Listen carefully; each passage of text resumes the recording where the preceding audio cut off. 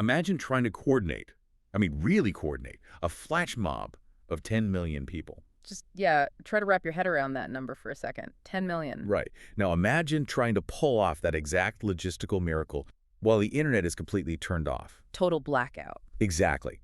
A heavily armed government is actively hunting you, and your only supply lines are basically underground digital smugglers operating from thousands of miles away. It sounds totally fabricated, honestly. It does. It doesn't sound like a political reality at all. It sounds like the climax of some dystopian cyberpunk novel, right? Yeah, completely. But it is not fiction. It's a highly specific, real-world, 8-week logistical blueprint that was published just days ago. It's an incredibly jarring document to read, too, because it treats this monumental geopolitical upheaval not as a philosophical dream, but as a pure engineering problem. Yes, exactly, a math problem. And look, if you are listening to this right now, you are probably trying to filter through the massive amount of noise in global politics today. It's an incredibly volatile moment. Understatement of the year. Right. And you don't need another generic recap of world events. You want to understand the actual underlying architecture of what is happening on the ground. The mechanics of it. Exactly. Yeah. So that is what we are doing today. We are looking at a deeply urgent, frankly explosive blog post published on April 9th, 2026. The title alone is designed to just stop you in your tracks. Oh, it really is. It's titled, Barackface, Democracy in Iran is a Slam Dunk Now if the diaspora will show up. Yeah, the title alone definitely signals that we are not dealing with some standard academic white paper here. Oh, absolutely not. This is a battle plan. It is absolutely a battle plan. And before we get into the actual mechanics of this plan, we need to set a very clear baseline with you. Yeah, this is important. The text we are analyzing today is intensely politically charged. The author is unequivocally advocating for regime change in Iran. Right. But more than that, the text explicitly calls for the continuation of external military strikes against Iranian infrastructure to facilitate this revolution. Which is an incredibly controversial stance, Obviously. And to be absolutely clear, our deep dive today maintains strict neutrality. We are not endorsing the author's political objectives. Right. And we aren't condemning them either. Exactly. Our sole focus here is to dismantle this blueprint and examine how the author believes it can function. We are looking at the mechanics of the argument, the historical models being cited, and the staggering logistical demands being placed on ordinary people. Basically, we are evaluating the structural integrity of the blueprint, not, signing off on the building permit. I love that analogy. And to really understand why this blueprint is drawn this way, you have to look at the architect. Right, the author. Yeah, Paramendra Kumar Agat. He operates from a very specific paradigm. He introduces himself in the text by claiming to be Barack Obama's first full-time volunteer in New York City. Which I have to say stuck out to me immediately. It is an oddly specific flex for a piece about Middle Eastern geopolitics. Right. It seems kind of random at first. But it actually unlocks the entire framework of the manifesto. This isn't written by a military strategist or some foreign policy think tank wonk. It is written by a political organizer. Exactly. And when your foundational background is grassroots organizing, your entire worldview is shaped by canvassing, right? By voter turnout, volunteer coordination, logistics. You view mass movements as a series of actionable, trackable metrics. Yes. So the author looks at a deeply entrenched authoritarian regime, and he doesn't see an impenetrable ideological fortress. He sees an opposing political campaign that currently has a massive turnout problem. Okay, let's unpack this. Because according to the text, that opposing campaign, meaning the Islamic Republic, is currently experiencing a catastrophic structural failure. A total collapse of their operational capacity, yeah. Right, because the author claims the regime has been hollowed out. Now, we know there have been months of brutal street-level crackdowns resulting in thousands of casualties. Terrible, horrific violence. But the pivotal variable here, the thing that supposedly rips the doors off the hinges right now, is a recent series of external military strikes. Right. The text specifically points to how these external strikes have degraded the regime's enforcers on the ground, specifically the Basij. And this is where that organizer brain of the author really kicks in. Yeah. Because he isn't talking about the Iranian military's, high-altitude defense system. Or their naval capacity, right? He specifically targets the Basij. Because once those neighborhood-level motorcycle-riding thugs basically lose their command structure, the regime's street-level monopoly on violence evaporates. Because the regime doesn't control a massive country like Iran simply by parking tanks on every major boulevard. Right. That is way too expensive and it's too visible. They maintain control through this capillary network. A capillary network, yeah. The Basij are the micro-enforcers. They are the loyalists embedded in the local mosques, the universities, the specific neighborhoods.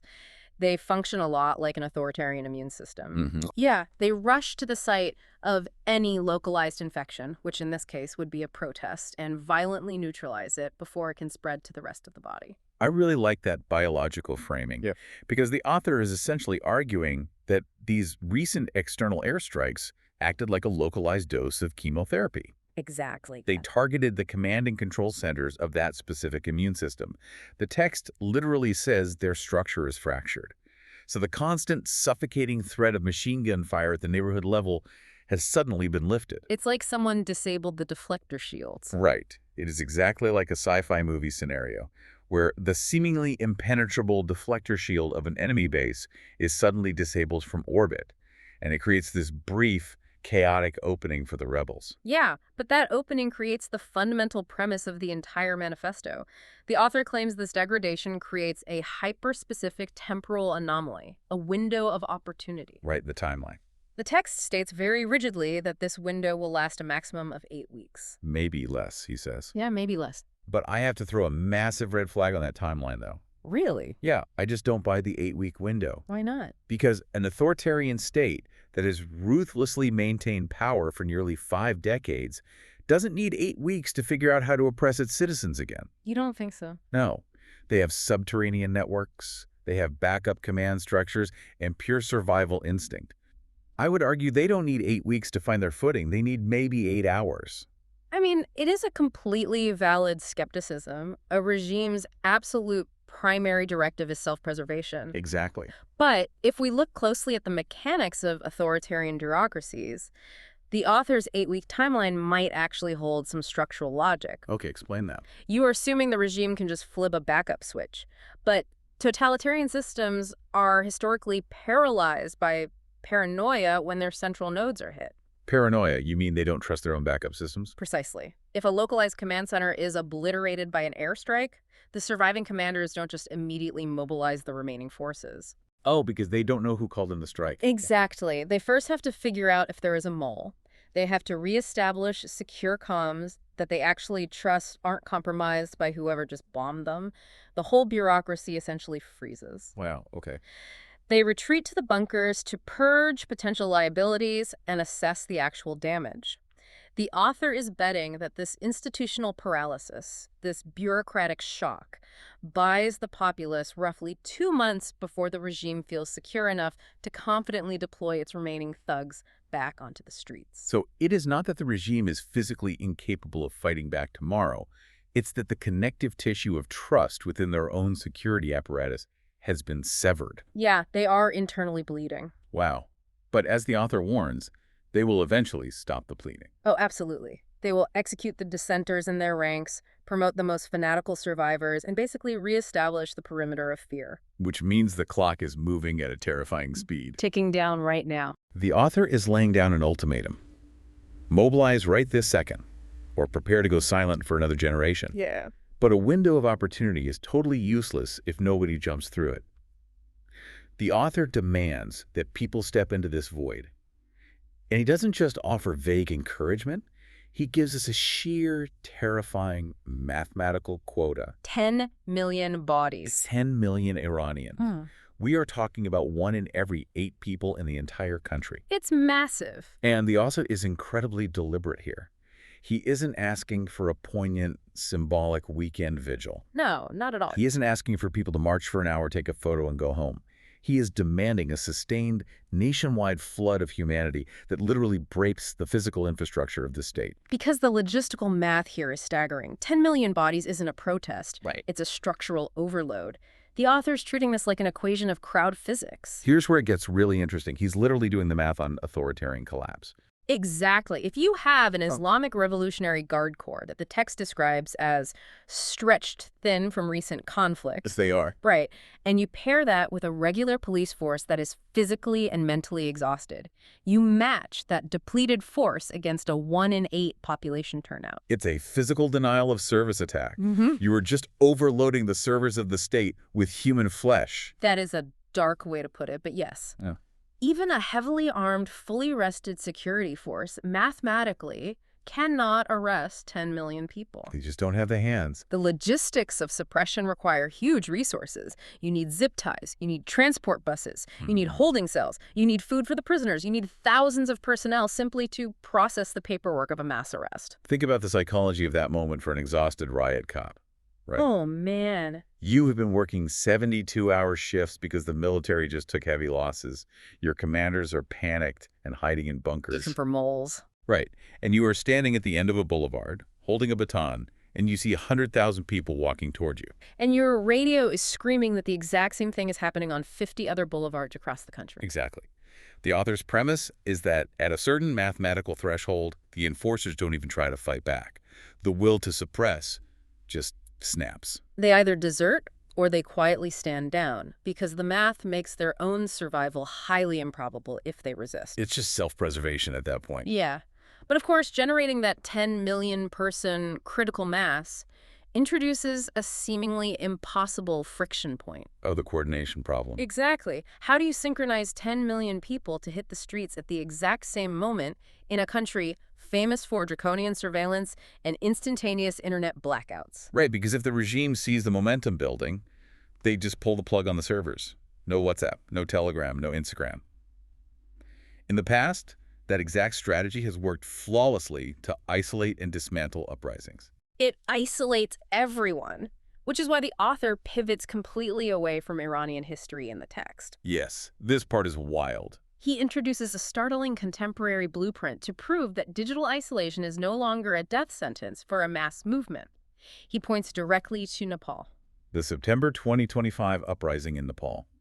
This section of the text is so jarring because the juxtaposition is huge.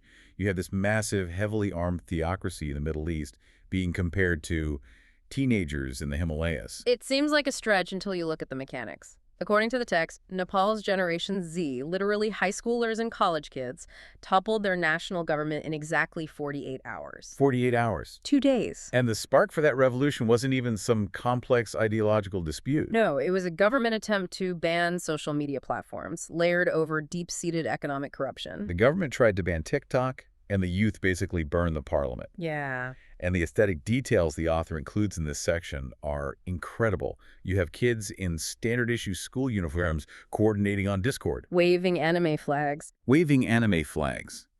Using internet memes as literal battle cries, and forcing the prime minister to resign in 2 days. What's fascinating here is that we are looking at a fundamental evolution in how humans rebel.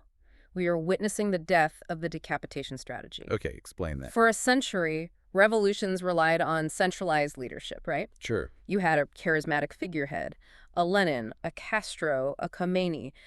Authoritarian regimes know exactly how to deal with that. You just find the guy. You find the leader, you arrest them, you exile them, or you assassinate them, you decapitate the movement, and the body dies. Right.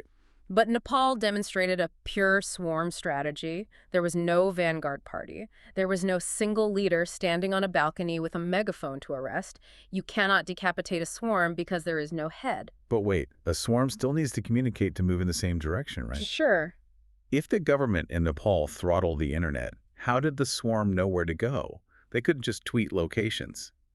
Because a digitally native generation doesn't view a state-mandated internet blackout as a concrete wall. Okay. They view it as a puzzle. The author is implicitly referencing the kinds of digital evasion tactics we really saw refined in 2025. When the main cellular networks go down, these kids aren't helpless. They utilize Bluetooth mesh networks. Right, apps where your phone connects directly to the phone of the person standing 20 feet away from you. Exactly. You daisy-chain thousands of devices together, passing encrypted packets of data from phone to phone across a massive crowd until it eventually reaches someone at the very edge of the city who still has a sliver of satellite connection. Wow. Furthermore, they use gaming infrastructure. A dictator's security apparatus might be actively monitoring Twitter and Facebook, but they often completely lack the bandwidth to simultaneously monitor hundreds of thousands of private, encrypted voice channels on Discord that were originally set up to coordinate raids in World of Warcraft. They literally weaponize their own digital social lives. They did. So the author's using Nepal as a proof of concept. The swarm can outmaneuver the state. Yes. But, and this is where the text requires a massive leap of faith, Nepal is not Iran. No, it is not. Nepal's security forces weren't the Islamic Revolutionary Guard Corps. How does the author ethically, or even strategically, justify comparing a meme-driven flash mob in Kathmandu to a population facing heavily armed religious paramilitaries? Well, the author hits that discrepancy head-on. He doesn't shy away from the differences at all. He actually weaponizes them to argue that Iran is a more potent environment for this exact model. How so? He points out that Iran's population is more than 10 times larger than Nepal's. He describes the Iranian youth demographic as highly educated, incredibly tech-savvy, and deeply hardened by years of intense, bloody political struggle. Right, they aren't starting from scratch. They have muscle memory from previous protests. Precisely. Yeah. They know what tear gas smells like. Yeah. But the ultimate differentiating factor, the thing that closes the loop on his argument, is the sky. The external airstrikes. Yes. The author is fusing two completely different eras of warfare together. It's actually dizzying to think about. On the ground, you have hyper-modern, decentralized Gen Z swarm tactics coordinating via encrypted gaming chats. Right. But in the sky above them, you have heavy, conventional, 20th century-style military airstrikes obliterating regime infrastructure. It is TikTok in the streets and stealth bombers in the clouds. It really is. And that fusion radically alters the psychological barrier to entry for an average Iranian citizen. Okay, break that down. The primary reason a citizen doesn't join a protest in an authoritarian state is the entirely rational fear of being shot by the state's enforcers. Exactly. But if external forces have already neutralized the heaviest hitters, if the Basij command centers are currently smoking craters, the mental calculus changes completely. The hardest, most lethal part of the revolution has supposedly been handled by outside actors. So the fear equation is inverted. It's no longer a suicide mission to step outside. It's just a numbers game of overwhelming the stragglers. That is the absolute core of the author's argument. But here is the glaring flaw in a unified swarm. It requires fuel. A Bluetooth mesh network is great for coordinating a crowd in a public square, but it cannot connect you to the outside world. It cannot broadcast your struggle to international media, and crucially, it cannot transfer funds. Right. The phones only talk to each other. Exactly. The youth inside Iran cannot execute an 8-week sustained campaign in a total vacuum. And this is where the text makes a really vicious, dramatic pivot. Right. The author stops analyzing the people inside Iran and points a trembling, accusatory finger directly at the reader. Yeah, he targets the diaspora. The millions of Iranians living in Los Angeles, Toronto, Berlin, London, Sydney. The text issues a brutal ultimatum to the very people who consider themselves the most ardent supporters of a free Iran. It is highly uncomfortable to read, to be honest. It really is. The author essentially orders the diaspora to stop complaining from the comfort and safety of Western democracies. Yeah.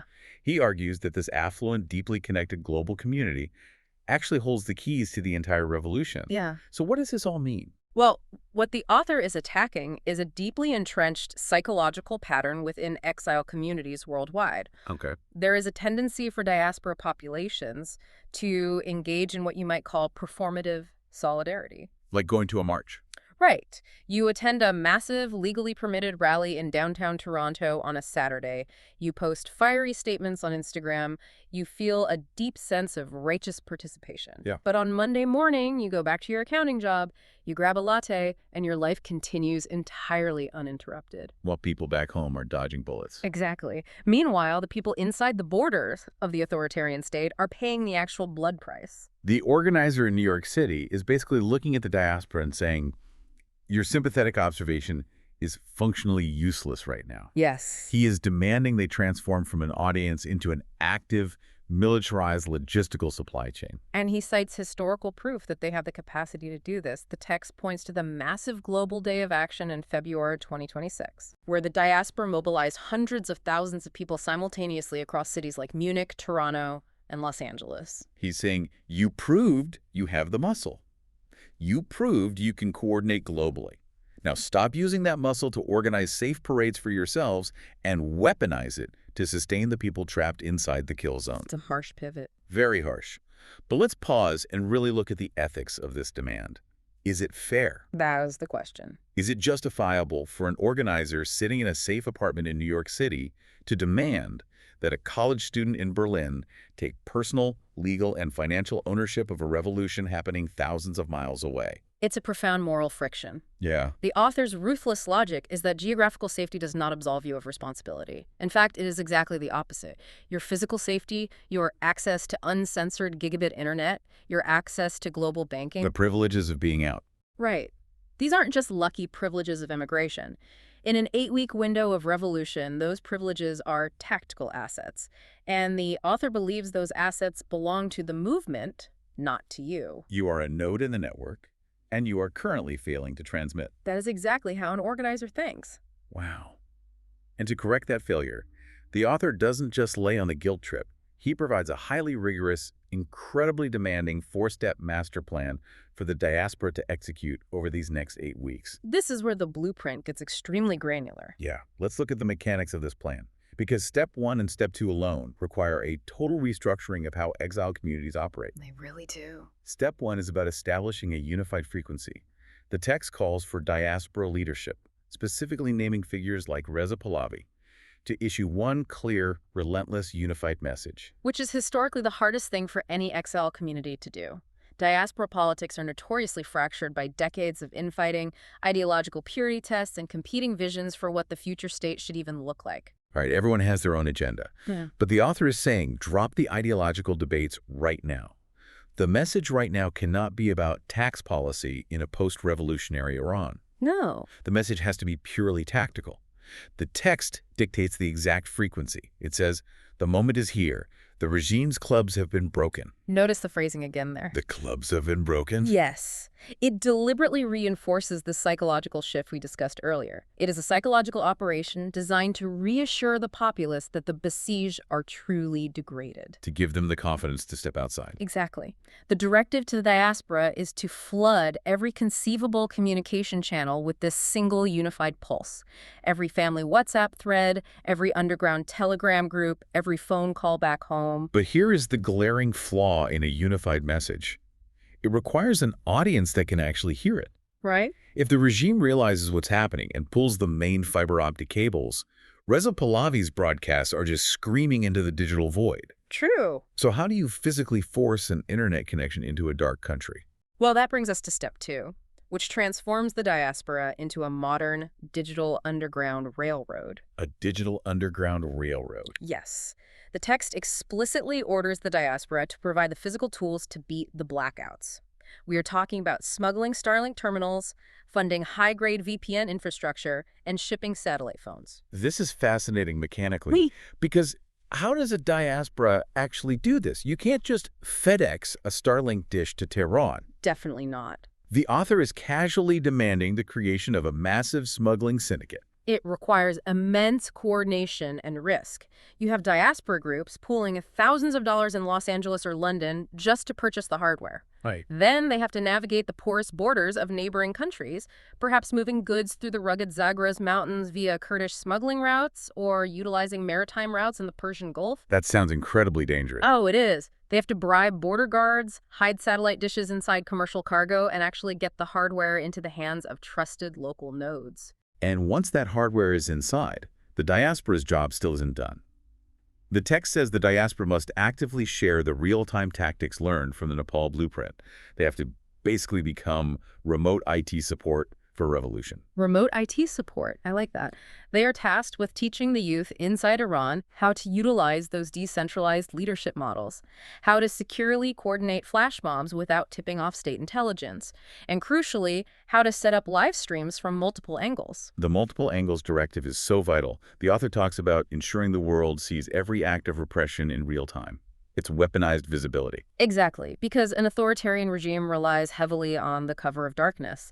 If they can massacre a crowd in a provincial town and no one sees it, the terror works. Right. But if a smuggled Starlink terminal is beaming high-definition video of that repression directly to global media servers from 5 different vantage points, the regime loses the narrative war instantly. Which transitions us perfectly into step 3 and step 4 of the master plan. Because streaming a video of a crackdown only matters if someone on the other end is willing to actually do something about it. Yes, getting the people on the street and keeping them online is only half the battle. Step 3 requires the diaspora to manipulate international politics. And this is where we really must strongly reiterate our neutrality disclaimer. Yes, absolutely. Because step 3 crosses a massive line from human rights advocacy into active military lobbying. Yes, it does. The author demands that the diaspora living in the U.S., Canada, Europe, and Australia forcefully pressure their host governments. Right. Part of that pressure is somewhat standard, demanding safe corridors for information. Sure, standard activist stuff. But the text goes significantly further. It explicitly demands that the diaspora lobby Western governments to ensure that further strikes on regime infrastructure continue until the people have space to breathe. It is a staggering directive. I mean, the author is literally instructing civilian accountants, doctors, and students in Toronto and Berlin to actively lobby their elected officials to continue dropping military ordnance on Iranian sovereign territory. We are just reporting what is in the text, but the sheer pragmatism of that demand is breathtaking.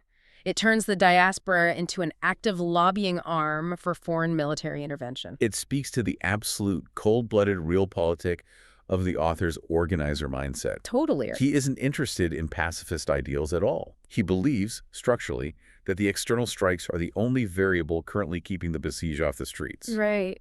Therefore, he views lobbying for continuous bombardment as a vital, non-negotiable component of the civilian uprising's survival. It is a symbiotic relationship between an air campaign and a street protest. Wild. And step 4 is equally grounded in harsh reality. It demands that the diaspora commit massive financial resources. The author bluntly states this is not a petition drive. He is demanding funding for underground logistics, financial support for the families of those who fall, and preparation for legal and humanitarian aid for the inevitable waves of arrests. Because despite the degraded security apparatus, despite the 10 million people on the street, the author is under no illusions. This will not be a bloodless velvet revolution. Not at all. The state is wounded, it is not dead. People will be killed, people will be tortured.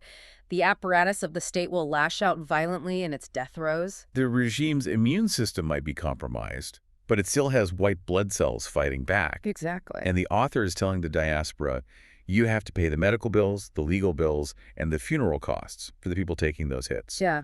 But mechanically, how on earth do you do that? This raises an important question, for sure. How does a decentralized diaspora effectively and securely pump millions of dollars into a nation that is heavily sanctioned and completely cut off from the global banking system? You can't just wire money to a revolutionary bank account.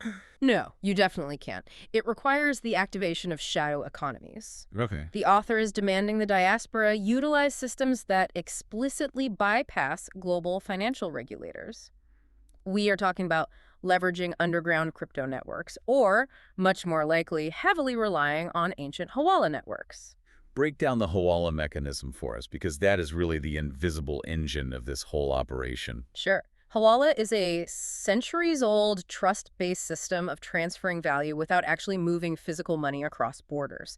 It leaves virtually no digital footprint, making it the ultimate tool for bypassing authoritarian financial surveillance. Wait, no digital footprint at all? Basically none. It's built entirely on trusts and ledgers between brokers. So how does a diaspora member in Los Angeles use Hawala to, say, fund a safe house in Tehran? Walk me through that. Okay, so a diaspora member in LA walks into a local trusted Hawala broker. This might be disguised as a rug merchant or a travel agency in Westwood, for example. Okay, a front. They hand the broker $10,000 in cash. The LA broker gives them a code word and then sends an encrypted message to a counterpart broker located in Tehran's Grand Bazaar. So no money has actually crossed the ocean. Zero money has moved internationally. But the broker in Tehran, operating purely on trust and a ledger system with the LA broker, immediately dispenses the equivalent value in Iranian rials to a local protest organizer who provides the correct code word. Wow. The organizer now has the cash to buy burner phones, food for protesters, or to bribe a prison guard. And it's completely sanction-proof. That is incredible. But the author isn't just asking people to casually use these networks once or twice. No. He is asking the global diaspora to systematize this shadow economy on a massive scale over an 8-week period. Right. It is an incredibly complex, legally perilous undertaking for the people in the West. Very legally perilous, yes. But as we look at the sheer weight of this master plan, the tech smuggling, the Hawala networks, the lobbying for military strikes, we have to ask the most fundamental question of all.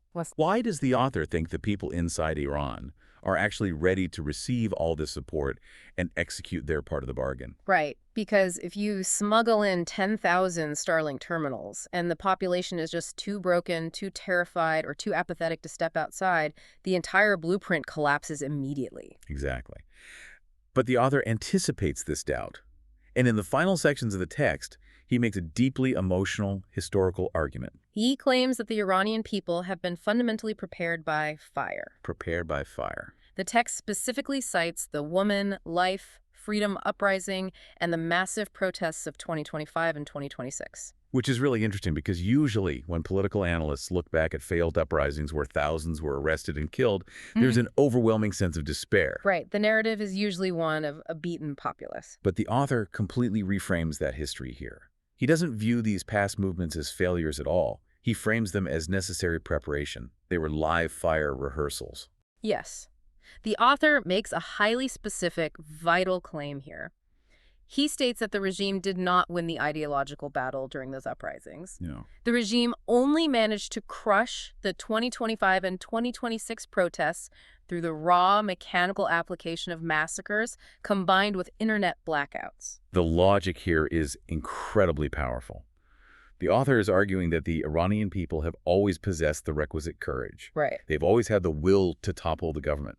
The only variable that stopped them was the sheer physical capacity of the Basij to murder them in the dark. And now, returning to the inciting incident of the entire manifesto, that specific physical capacity has been removed from the board by the external strikes. The massacre machine is broken. Exactly. And if the only thing holding back the tidal wave was a dam, and the dam has just been structurally compromised from the air? Then we return to the author's incredibly provocative title, Democracy in Iran is a slam dunk. If the diaspora shows up. Right. That conditional clause is the hinge upon which the entire country's future supposedly swings.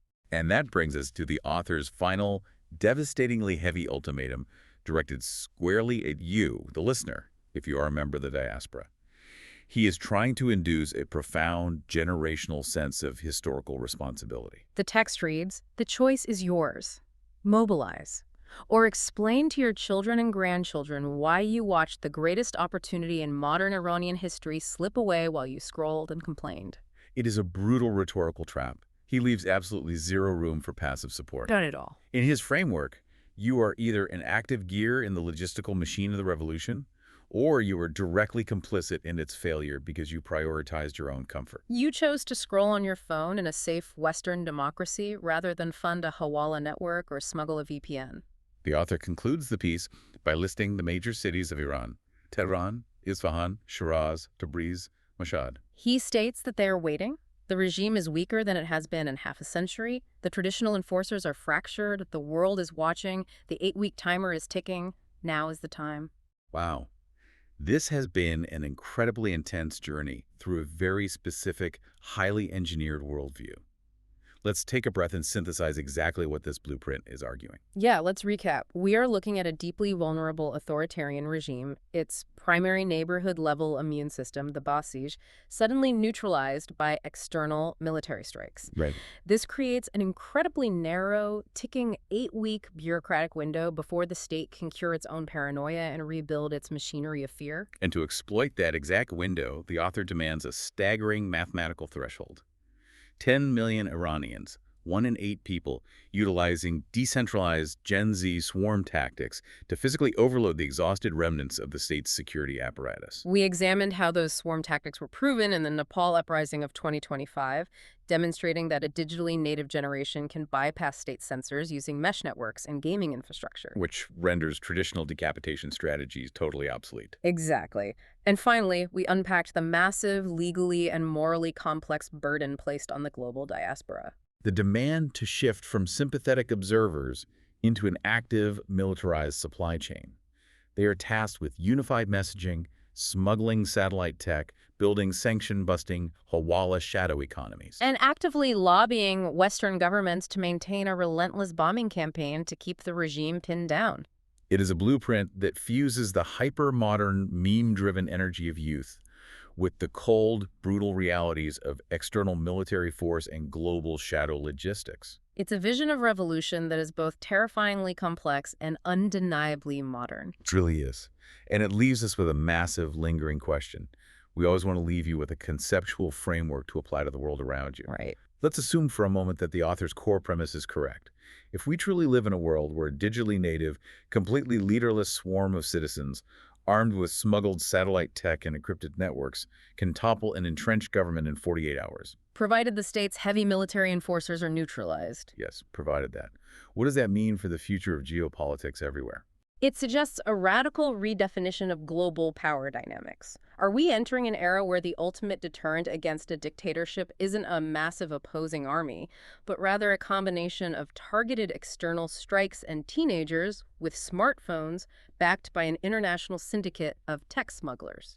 If a revolution can be successfully crowdsourced from a laptop in Toronto, funded through an invisible ledger in Los Angeles, and executed by a decentralized swarm on the streets of Tehran in a matter of weeks, it completely rewrites the survival manual for every authoritarian state on the planet. And it redefines what it means to be a citizen in exile. Yes, it forces every regime to realize that their borders are essentially porous, and their control over information is an illusion that can be shattered from orbit. Thank you so much for joining us on this deep dive. We know this was heavy, complex, and intensely challenging material, but we hope you found the exploration of these mechanics illuminating. Keep your curiosity sharp, keep seeking out the underlying structures beneath the headlines, and keep trying to connect the dots. Because as this blueprint shows, the timeline of history isn't always a slow geological erosion. Sometimes the command structure fractures, a digital swarm is unleashed, and the entire world can pivot on an 8-week axis. We'll see you next time.